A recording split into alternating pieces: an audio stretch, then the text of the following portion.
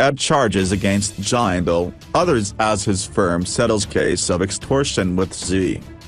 In the extortion case filed in 2012, the Jindal Steel and Power Limited, JSPL, Friday wrote to the Deputy Commissioner of the Delhi Police Crime Branch, asking the police to close the investigation and file a closure report against the editorial heads of Zee News and Zee Business TV channels. On the day industrialist and former Congress MP Naveen Jindal and the Zee Group announced a settlement over an alleged extortion case involving a coal block allocation, the Enforcement Directorate, ED, filed a prosecution complaint for money laundering against Jindal and others accused in a coal block allocation case, and a special court ordered framing of additional charges of abetment to bribery in the same coal case investigated by the CBI. In the extortion case filed in 2012, the Jindal Steel and Power Limited, JSPL, Friday wrote to the Deputy Commissioner of the Delhi Police Crime Branch, asking the police to close the investigation and file a closure report against the editorial heads of Zee News and Zee Business TV channels. In its letter, JSPL stated that the matter has been settled and allegations in this were leveled due to some confusion. But now, it stated, it is clear that no offense was committed. Zee Group owner Subhash Chandra tweeted, "I am happy that JSPL and Naveen Jindal have withdrawn for alleging extortion with Delhi police against Zee and its editors. Similarly, Zee has agreed to withdraw all complaints and cases against JSPL and Naveen Jindal. I wish Naveen very best in life."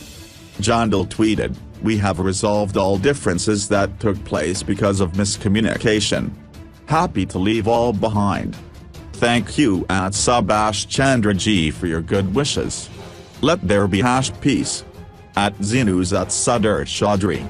The case dates back to 2012 when an FIR was registered on JSPL's complaint that Sudhir Chaudhary of Zee News and Sameer Ahluwalia of Zee Business had tried to extort Rs 100 crore in the form of advertisements in exchange for not filing news reports linking the firm to the coal block allocation in 2012. Both journalists faced charges of forgery, attempt to extort money, among others. A charge sheet was filed in a Chief Metropolitan Magistrate Court in 2013. But the court refused to take cognizance of the case, citing material lacunae, and directed the police to probe further.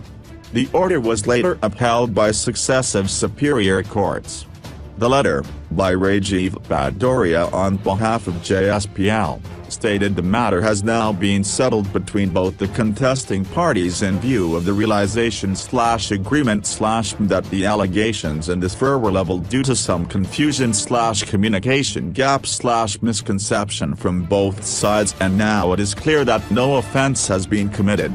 Hence, we submit that no further police action is required as the dispute arose due to misunderstanding between the two parties, which has now been sorted out, and accordingly we wish to withdraw the complaint.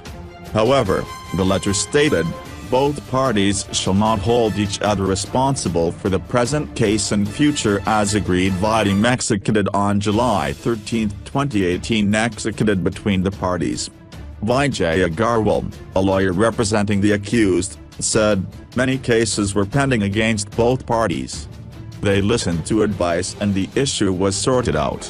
Meanwhile, in the coal scam case pertaining to allocation of Amarkand Murugadungal coal block in Jharkhand, the ED filed a prosecution complaint alleging that JSPL, along with former Jharkhand CM Madhu Koda, former coal secretary H.C. Gupta and others, influenced the screening committee to allot the coal block by investing more than Rs 2 crore in illegal gratification.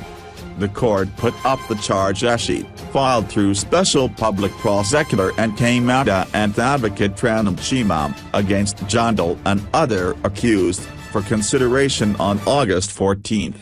Special Judge Bharat Parashar also framed additional charges in the CBI case Friday.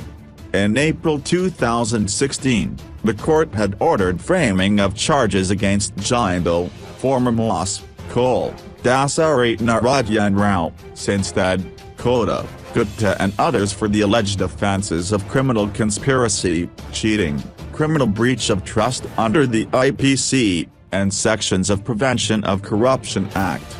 The charge under Section 12, Abetment of Offences, of Prevention of Corruption Act was not framed then.